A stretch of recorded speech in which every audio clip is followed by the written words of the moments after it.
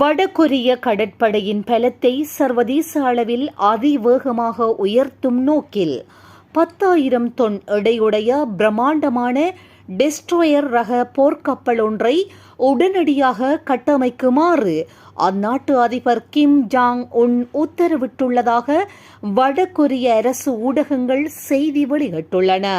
நாட்டின் கடல்சார் எல்லைகளை பாதுகாக்கவும் நவீன ஆயுதங்கள் மற்றும் ஏவுகணைகளை ஏந்திச் செல்லும் அதிநவீன போர்க்கப்பல்களை கடற்படையில் இணைக்கவும் வடகொரியா திட்டமிட்டுள்ளது. அமெரிக்கா மற்றும் தென்கொரியாவின் கூட்டு இராணுவ நடவடிக்கைகளுக்கு பதிலடி கொடுக்கும் வகையில் வடகொரிய அதிபரால் பிறப்பிக்கப்பட்டுள்ள இந்த அதிரடி உத்தரவு ஆசிய பசிபிக் பிராந்தியத்தில் புதிய இராணுவ பதற்றத்தை ஏற்படுத்தியுள்ளது.